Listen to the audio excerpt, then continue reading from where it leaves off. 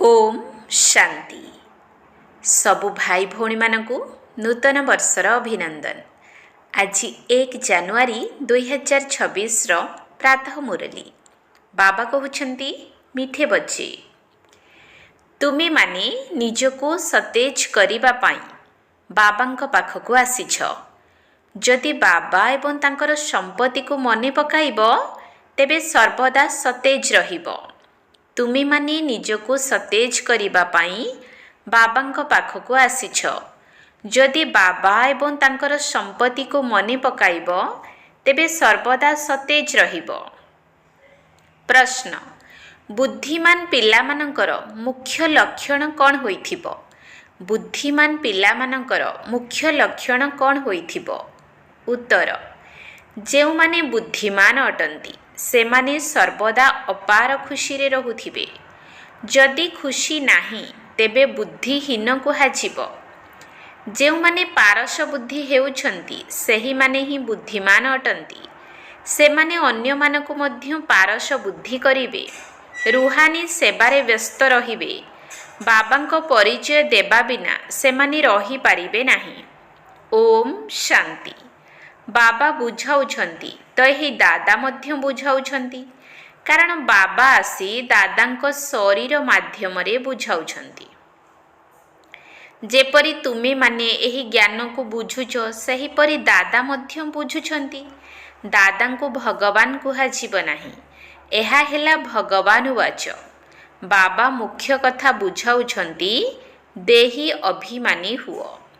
एकथा काहींकी कहुछंती? काहींकी ना निजको आत्मा निश्चय करिले आमे पतितरु पावन होइछिबा। एही ज्ञान बुद्धि रे अछि। एकथा समस्तंको बुझाइबाकु हेबो। निजको पतित भाबे समस्ते डाकुछंती। नुआ दुनिया निश्चित भावरे पवित्र दुनिया होइथिबो एवं सेही नुआ दुनियार निर्माता बा स्थापक हेले एकमात्र शिव बाबा। तांको ही पतित पावन बाबा कही समस्ते डाकी थांती। पतित पावन कहिबा सहित तांको पिता मध्य कहुछंती। तांको आत्मा ही डाकुछि, शरीर नुही। आम आत्मार पिता पारलौकिक अटंती एवं सिए ही पतित पावन अटंती। एकथा को तो भल भावरे मने रखिबा दरकार। एहा नुआ दुनिया ना पुराणा दुनिया एकथा तो बुझी पारुछ ना। एही भली बुद्धिहीन मध्य अछंती जे कि भाबुछंती आमे बहुत सुखरे अछु, आमे तो जेपरि स्वर्गरे अछु। किंतु एकथा मध्य बुझिबा दरकार जे कली जुग को केबे स्वर्ग कुहा जाई परिबो नाही। एहार नाम ही हेउछि कली जुग, पुराणा पतित दुनिया। एथिरे अंतर रहिछि ना। किछि मनुष्य मानक बुद्धि रे एतिकी कथा मध्य रहु नाही। दुनियार अवस्था बिल्कुल जीर्ण शीर्ण होई जाइछि। जदि पिला माने पाठ न पढ़ंती तेबे कही थांती ना तुमे तो पत्थर बुद्धि अट। बाबा मध्य चिट्ठी लेखंती, तुमर ग्रामवासी माने तो बिल्कुल पत्थर बुद्धि अटंती। किछि बुझी पारु नाहंती, कारण अन्य मानकु बुझाउ नाहंती। जदि निजे पारस बुद्धि हेउछ तेबे अन्य मानकु मध्य सही परि करिबा दरकार। एही पुरुषार्थ करिबा दरकार। एथिरे लज्जा करिबार तो किछि कथा नाही। किंतु मनुष्य मानक बुद्धि रे अधा कल्परु ओलटा ज्ञान रही आसीछि, जहा कि भूली पारु नाहंती। ताहा किपरि भुलाइबे? भुलाइबार शक्ति तो केवल बाबांक पाखरे ही रहिछि। बाबांक बिना एही ज्ञान केही देई परिबे नाही। अर्थात समस्ते अज्ञानी अटंती। जे पर्यंत ज्ञानर सागर बाबा आसी ज्ञान न शुणाइछंती सेमानक पाखरे ज्ञान केउठु आसीबो? तमो प्रधान अर्थात अज्ञानी दुनिया, सतो प्रधान अर्थात दैवी दुनिया। एथिरे फरक तो अछि ना। देवी देवता माने ही पुनर्जन्म नेउछंती। समय मध्य परिवर्तन हेउछि। बुद्धि मध्य शक्तिहीन होई चलिछि। बुद्धिर जोग बाबांक सहित लगाइले जेउ शक्ति मिलिबो सेथिरे ताहा पुणी समाप्त होइछिबो। एबे तुम मानकु बाबा बुझाउछंती, तेणु तुमे माने केते शक्तिशाली होई जाउछ। तुमे माने सतेज थिलो एवं विश्राम रे मध्य थिलो। ବାବା ମଧ୍ୟ ଚିଠି ଲେଖୁଛନ୍ତି, ପିଲାମାନେ ଏଠାକୁ ଅର୍ଥାତ୍ ମଧୁବନକୁ ଆସି ରିଫ୍ରେଶ୍ ହେବା ସହିତ କିଛି ଦିନ ବିଶ୍ରାମ କରିନିଅ। ରିଫ୍ରେଶ୍ ହେବା ପରେ ତୁମେମାନେ ସତ୍ୟଯୁଗକୁ ବିଶ୍ରାମପୁରୀକୁ ଯାଉଛ। ସେଠାରେ ତୁମକୁ ବହୁତ ବିଶ୍ରାମ ମିଳିଥାଏ। ସେଠାରେ ସୁଖ, ଶାନ୍ତି, ସମ୍ପତ୍ତି ଆଦି ସବୁ କିଛି ମିଳିଥାଏ। ତେବେ ବାବାଙ୍କ ପାଖକୁ ରିଫ୍ରେଶ୍ ହେବା ପାଇଁ, ବିଶ୍ରାମ ପାଇବା ପାଇଁ ଆସୁଛନ୍ତି। ରିଫ୍ରେଶ୍ ମଧ୍ୟ ଶିବ ବାବା କରୁଛନ୍ତି ଏବଂ ବିଶ୍ରାମ ମଧ୍ୟ ବାବାଙ୍କ ପାଖରେ ନେଉଛ। ବିଶ୍ରାମ ଅର୍ଥାତ୍ ଶାନ୍ତ। କେହି ଥକିଗଲେ ବିଶ୍ରାମ ନେଇଥାନ୍ତି ନା? ଯେପରି ଦୁନିଆରେ ମଧ୍ୟ କିଏ କେଉଁଠାକୁ ବିଶ୍ରାମ ନେବା ପାଇଁ ଯାଇଥାନ୍ତି। କିନ୍ତୁ ଏଥିରେ ତ ରିଫ୍ରେଶମେଣ୍ଟ ହେବାର କିଛି କଥା ହିଁ ନାହିଁ। ଏଠାରେ ତୁମମାନଙ୍କୁ ବାବା ପ୍ରତିଦିନ ଜ୍ଞାନ ବୁଝାଉଛନ୍ତି, ତେଣୁ ତୁମେମାନେ ରିଫ୍ରେଶ୍ ହୋଇଯାଉଛ। ଯୋଗ ବଳ ଦ୍ୱାରା ତୁମେ ତମ ପ୍ରଧାନରୁ ସତୋ ପ୍ରଧାନ ହେଉଛ। ସତୋ ପ୍ରଧାନ ହେବା ପାଇଁ ତୁମେମାନେ ଏଠାକୁ ଆସୁଛ। ସେଥିପାଇଁ ପୁରୁଷାର୍ଥ କ'ଣ? ମିଠା ମିଠା ସନ୍ତାନମାନେ ବାବାଙ୍କୁ ମନେ ପକାଅ। ବାବା ତ ସବୁ ଶିକ୍ଷା ଦେଇଛନ୍ତି। ଏହି ସୃଷ୍ଟିଚକ୍ର କିପରି ଘୁରୁଛି, ତୁମକୁ ବିଶ୍ରାମ କିପରି ମିଳୁଛି, ଏକଥା କେହି ବି ଜାଣିନାହାନ୍ତି। ତେଣୁ ସେମାନଙ୍କୁ ମଧ୍ୟ ବୁଝାଇବା ଦରକାର, ଯେପରି ସେମାନେ ମଧ୍ୟ ତୁମମାନଙ୍କ ଭଳି ରିଫ୍ରେଶ୍ ହୋଇଯିବେ। ତୁମମାନଙ୍କର କର୍ତ୍ତବ୍ୟ ହେଲା ସମସ୍ତଙ୍କୁ ସନ୍ଦେଶ ଦେବା। ସମସ୍ତଙ୍କୁ ଅବିନାଶୀ ସତେଜ ହେବାର ଅଛି, ଅବିନାଶୀ ବିଶ୍ରାମ ପାଇବାର ଅଛି। ତେଣୁ ସମସ୍ତଙ୍କୁ ଏହି ସନ୍ଦେଶ ଦିଅ। ଏହି କଥା ମନେ ପକାଇ ଦିଅ ଯେ ବାବାଙ୍କୁ ଏବଂ ତାଙ୍କ ସମ୍ପତ୍ତିକୁ ମନେ ପକାଅ। କଥା ତ ବହୁତ ସହଜ। ବେହଦ୍ର ବାବା ସ୍ୱର୍ଗ ରଚନା କରୁଛନ୍ତି, ସ୍ୱର୍ଗର ବର୍ଷା ଦେଉଛନ୍ତି। ଏବେ ତୁମେମାନେ ସଙ୍ଗମ ଯୁଗରେ ଅଛ। ମାୟାର ଅଭିଶାପ ଏବଂ ବାବାଙ୍କର ବର୍ଷାକୁ ତୁମେମାନେ ଜାଣିଛ। ଯେତେବେଳେ ମାୟା ରାବଣର ଅଭିଶାପ ମିଳିଯାଏ, ସେତେବେଳେ ପବିତ୍ରତା, ସୁଖ, ଶାନ୍ତି, ସମ୍ପତ୍ତି ସବୁକିଛି ସମାପ୍ତ ହୋଇଯାଏ। କିପରି ଧୀରେ ଧୀରେ ସମାପ୍ତ ହୋଇଥାଏ, କେତେ ଜନ୍ମ ଲାଗିଥାଏ, ତାହା ମଧ୍ୟ ବାବା ବୁଝାଇ ଦେଇଛନ୍ତି। ଦୁଃଖଧାମରେ କ'ଣ ବିଶ୍ରାମ ମିଳିପାରିବ? ସୁଖଧାମରେ ବିଶ୍ରାମ ହିଁ ବିଶ୍ରାମ ମିଳିଥାଏ। ମନୁଷ୍ୟକୁ ଭକ୍ତି ମାର୍ଗ କେତେ ଥକାଇ ଦେଇଥାଏ। ଜନ୍ମ ଜନ୍ମାନ୍ତରର ଭକ୍ତି କରି କରି ସମସ୍ତେ ଥକି ଯାଇଛନ୍ତି, ଏକଦମ କାଙ୍ଗାଳ କରିଦେଇଛି। ଏକଥା ମଧ୍ୟ ଏବେ ତୁମମାନଙ୍କୁ ବାବା ବୁଝାଉଛନ୍ତି। ନୂଆ ମାନେ ଆସିଲେ ତାଙ୍କୁ କେତେ ବୁଝାଇବାକୁ ପଡ଼ୁଛି। ପ୍ରତ୍ୟେକ କଥା ଉପରେ ମନୁଷ୍ୟ ବହୁତ ବିଚାର କରିଥାନ୍ତି, ଭାବିଥାନ୍ତି ଏହା ଯାଦୁ ନୁହେଁ ତ?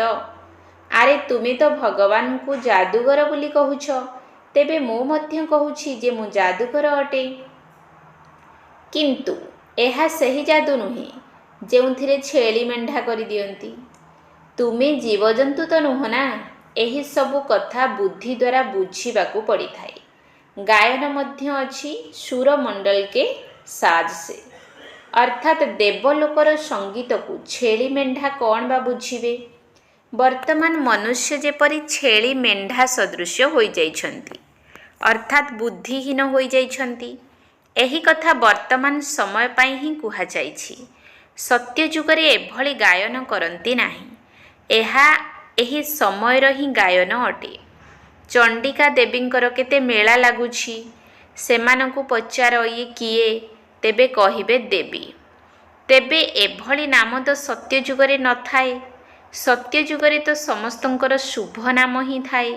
ଶ୍ରୀରାମଚନ୍ଦ୍ର, ଶ୍ରୀକୃଷ୍ଣ ଶ୍ରେଷ୍ଠକୁ ଶ୍ରୀ କୁହାଯାଏ। ସତ୍ୟଯୁଗୀ ସମ୍ପ୍ରଦାୟକୁ ଶ୍ରେଷ୍ଠ କୁହାଯାଏ। କଳିଯୁଗୀ ବିକାରୀ ସମ୍ପ୍ରଦାୟକୁ ଶ୍ରେଷ୍ଠ କିପରି କହିବା? ଶ୍ରୀ ଅର୍ଥାତ୍ ଶ୍ରେଷ୍ଠ। ବର୍ତ୍ତମାନର ମନୁଷ୍ୟ ତ ଶ୍ରେଷ୍ଠ ନୁହେଁ।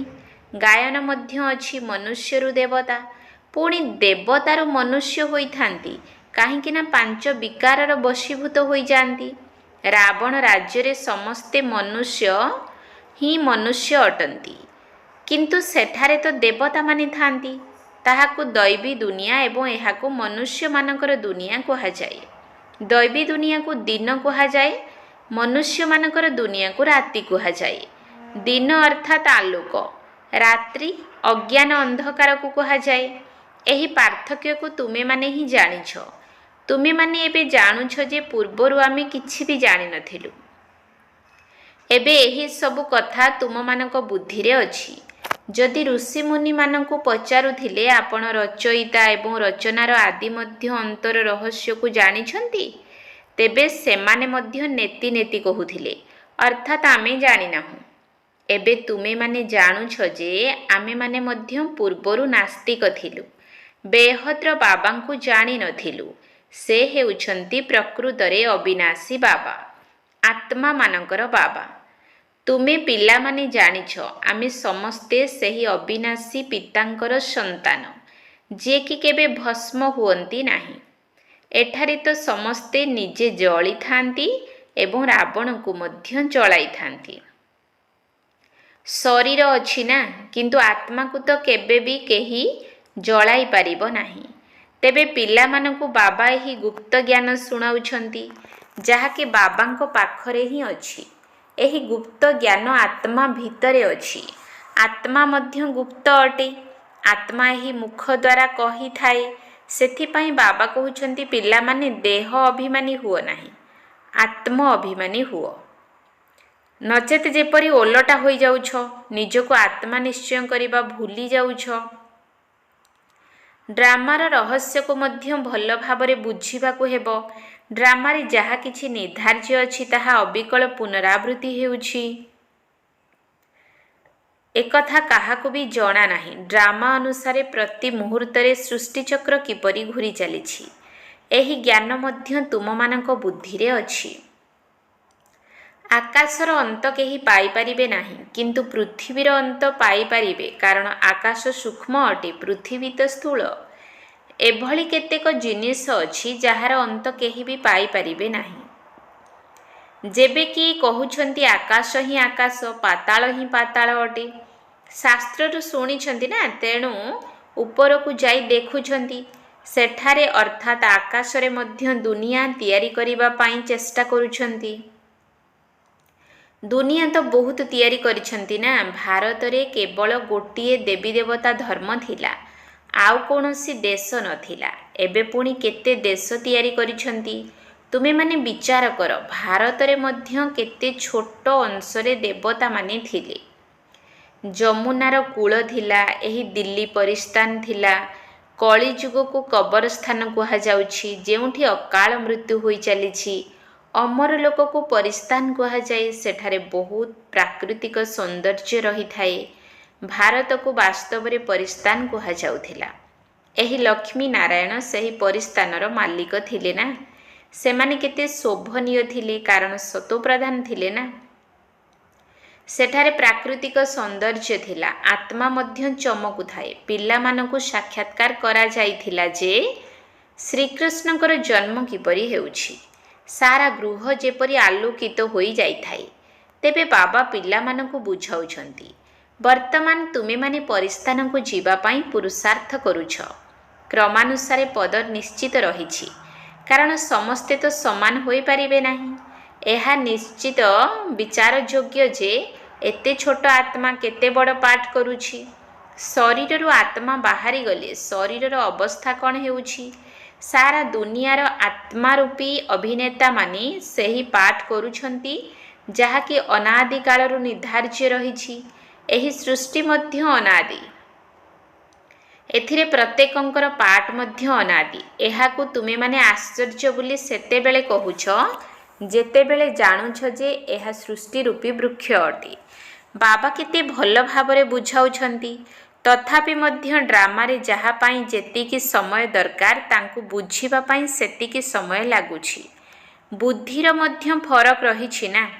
ଆତ୍ମା ମନ ବୁଦ୍ଧି ସହିତ ଅଛି ନା, ତେଣୁ କେତେ ଫରକ ରହିଛି। ପିଲାମାନଙ୍କୁ ଜଣା ପଡ଼ୁଛି ଯେ ଆମକୁ ସ୍କଲାରସିପ୍ ନେବାର ଅଛି, ତେଣୁ ମନ ଭିତରେ ଖୁସି ରହୁଛି ନା।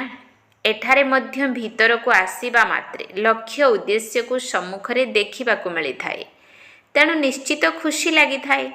ଏବେ ତୁମେମାନେ ଜାଣୁଛ ଯେ ଏହିପରି ହେବା ପାଇଁ ଆମେ ଏଠାକୁ ପାଠ ପଢ଼ିବାକୁ ଆସିଛୁ, ନଚେତ୍ କେବେ କେହି ଆସିବେ ନାହିଁ। ଏହା ହେଲା ଆମର ଲକ୍ଷ୍ୟ ଏବଂ ଉଦ୍ଦେଶ୍ୟ। ଏଭଳି କୌଣସି ସ୍କୁଲ କେଉଁଠି ବି ନଥିବ, ଯେଉଁଠି ପରବର୍ତ୍ତୀ ଜନ୍ମର ଲକ୍ଷ୍ୟ ଏବଂ ଉଦ୍ଦେଶ୍ୟକୁ ଦେଖିପାରିବେ। ତୁମେମାନେ ଦେଖୁଛ, ଏମାନେ ସ୍ୱର୍ଗର ମାଲିକ ଅଟନ୍ତି। ଆମେ ହିଁ ଏହିଭଳି ହେବାକୁ ଯାଉଛୁ। आमे एबे संगम जुगरे अछु। आमे ना सही सत्य जुगर राजत्वरे अछु ना एही कली जुगर राजत्वरे अछु।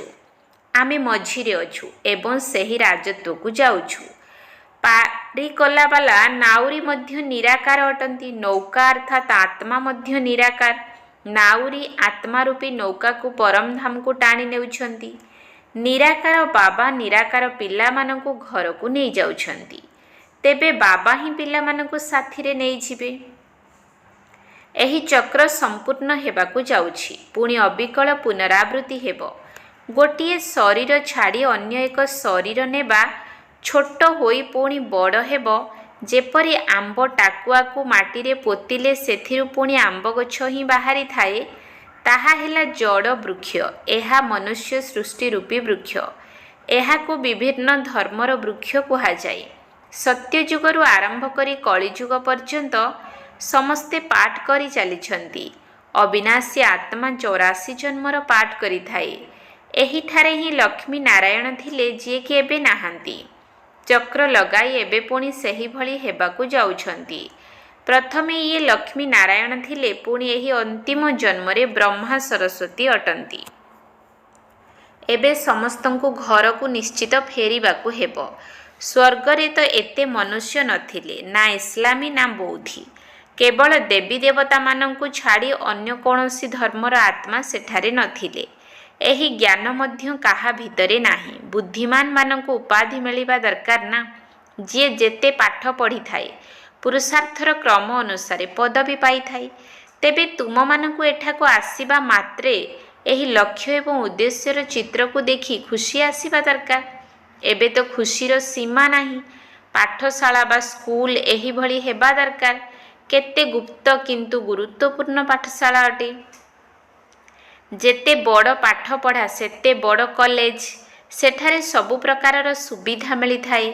आत्मा को पाठ पढ़िबा को पड़ी थाए।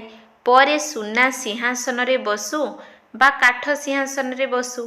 पिला मानकु केते खुशी हेबा दरकार, कारण शिव भगवान वाच अटे ना।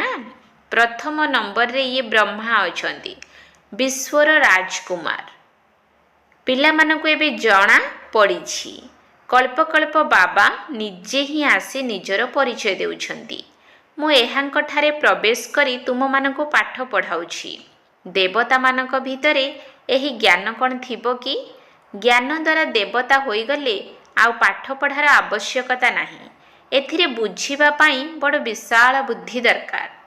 अच्छा, मीठा मीठा शिकिल दे संतान मानक प्रति माता पिता बाप दादांकर मधुर स्नेह संपन्न शुभेच्छा एवं सुप्रभात। आत्मिक पितांकर आत्मिक संतान मानकु नमस्ते। आत्मिक संतान मानकर आत्मिक बाप दादांकु नमस्ते नमस्ते नमस्ते। सुप्रभात। धारणा पाई मुख्य सार। 1 नंबर पॉइंट। बुद्धि द्वारा एही पतित दुनियार सन्यास करी पुराणा देह एवं देहर संबंधी मानकु भूली निजर बुद्धि को बाबा एवं स्वर्ग आड़कु लगाइबाकु हेबो। बुद्धि द्वारा एही पतित दुनियार सन्यास करी पुराणा देह एवं देहर संबंधी मानकु भूली निजर बुद्धि को बाबा एवं स्वर्ग आड़कु लगाइबाकु हेबो। 2 नंबर पॉइंट। अविनाशी विश्रामर अनुभव करिबा पाई बाबा एवं तांकर संपत्तिर स्मृति रे रहिबाकु हेबो। समस्तंकु बाबांकर संदेश दे रिफ्रेश अर्थात सतेज करिबाकु हेबो। आत्मिक सेवा करिबारे लज्जा करिबार नाही। अविनाशी विश्रामर अनुभव करिबा पाई बाबा एवं तांकर संपत्तिर स्मृति रे रहिबाकु हेबो। समस्तंकु बाबांकर संदेश दे रिफ्रेश अर्थात सतेज करिबाकु हेबो। आत्मिक सेवा करिबारे लज्जा करिबार नाही। वरदान। संगठन रे एकमत एवं एकरस स्थिति द्वारा सफलता प्राप्त करुथिबा सच्चा स्नेही भव। संगठन रे एकमत एवं एकरस स्थिति द्वारा सफलता प्राप्त करुथिबा सच्चा स्नेही भव। संगठन भितरे जणे जदि किछि कहिला तेबे अन्य जणे ताको मानि नेबा ही सच्चा स्नेहर प्रतिदान। एही भली स्नेही पिलामानकर दृष्टांत देखि अन्य माने मध्य संपर्क रे आसीबा पाई साहस करिवे। ଏହିପରି ସଂଗଠନ ମଧ୍ୟ ସେବାର ସାଧନ ପାଲଟିଯିବ। ଯେଉଁଠାରେ ମାୟା ଦେଖିବ ଯେ ଏମାନଙ୍କର ଏକତା ମଜବୁତ ଅଟେ, ସଂଗଠିତ ଅଟେ, ସେଠାକୁ ଆସିବା ପାଇଁ ସାହସ କରିବ ନାହିଁ। ତେଣୁ ଏକମତ ଏବଂ ଏକରସ ସ୍ଥିତିର ସଂସ୍କାର ହିଁ ସତ୍ୟ ଯୁଗରେ ଏକରାଜ୍ୟ ସ୍ଥାପନା କରିବ। ସ୍ଲୋଗାନ: କର୍ମ ଏବଂ ଯୋଗର ସନ୍ତୁଳନ ରଖିବା ବାଲା ହିଁ ସଫଳ ଯୋଗୀ ଅଟନ୍ତି। କର୍ମ ଏବଂ ଯୋଗର ସନ୍ତୁଳନ ରଖିବା ବାଲା ହିଁ ସଫଳ ଯୋଗୀ ଅଟନ୍ତି। ସଙ୍ଗମ ଯୋଗୀ ସମସ୍ତ ତୀବ୍ର ପୁରୁଷାର୍ଥୀ ଭାଇ ଭଉଣୀମାନଙ୍କୁ ନୂଆ ଯୁଗ ସହିତ ନୂଆ ବର୍ଷର ବହୁତ ବହୁତ ଶୁଭ ଅଭିନନ୍ଦନ। ନୂତନ ବର୍ଷର ଏହି ପ୍ରଥମ ଜାନୁଆରୀ ମାସ ମିଠା ସାକାର ବାବାଙ୍କର ସ୍ମୃତିର ମାସ ଅଟେ। ଆମେ ସବୁ ବାବାଙ୍କର ସନ୍ତାନମାନେ ଅବ୍ୟକ୍ତ ବତନର ସୂକ୍ଷ୍ମ ଲୀଳାଗୁଡ଼ିକର ଅନୁଭବ କରିବା ପାଇଁ ତଥା ନିଜକୁ ବ୍ରହ୍ମା ବାବାଙ୍କ ସମାନ ସମ୍ପନ୍ନ ବା ସମ୍ପୂର୍ଣ୍ଣ କରିବା ପାଇଁ ସାରା ମାସକ ଯାକ ନିଜର ବନ୍ଧନମୁକ୍ତ ଜୀବନମୁକ୍ତ ସ୍ଥିତି ନିର୍ମାଣ କରିବା ପାଇଁ ମନର ଏବଂ ମୁଖର ମୌନ ରଖିବା ସହିତ ବୁଦ୍ଧି ବଳ ଦ୍ୱାରା ଅବ୍ୟକ୍ତ ବତନରେ ବିଚରଣ କରିବା, ଏହାକୁ ଲକ୍ଷ୍ୟରେ ରଖି ଏହି ମାସର ଅବ୍ୟକ୍ତ ଇସାରା ପଠାଯାଉଛି। ଅବ୍ୟକ୍ତ ଇସାରା: ଏହି ଅବ୍ୟକ୍ତ ମାସରେ ବନ୍ଧନମୁକ୍ତ ହୋଇ ଜୀବନମୁକ୍ତ ସ୍ଥିତିର ଅନୁଭବ କର। ବାପ ଦାଦା ଚାହୁଁଛନ୍ତି ମୋର ପ୍ରତ୍ୟେକ ସନ୍ତାନ ମୁକ୍ତି ଜୀବନ ମୁକ୍ତି ରୂପୀ ସମ୍ପତ୍ତିର ଅଧିକାରୀ ହୋଇ ଯାଆନ୍ତୁ। ତେଣୁ ବର୍ତ୍ତମାନ ସମୟରେ କରିଥିବା ଅଭ୍ୟାସର ସତ୍ୟଯୁଗରେ ସ୍ୱାଭାବିକ ଜୀବନ ହୋଇଯିବ। କିନ୍ତୁ ସମ୍ପତ୍ତିର ଅଧିକାର କେବଳ ଏବେ ସଙ୍ଗମ ଯୁଗରେ ହିଁ ପ୍ରାପ୍ତ ହେଉଛି। ସେଥିପାଇଁ ଯଦି କୌଣସି ବି ବନ୍ଧନ ତୁମକୁ ଆକର୍ଷିତ କରୁଛି, ତେବେ ତାର କାରଣକୁ ଚିନ୍ତା କର ଏବଂ ତୁରନ୍ତ ନିବାରଣ କର। ଓମ୍ ଶାନ୍ତି।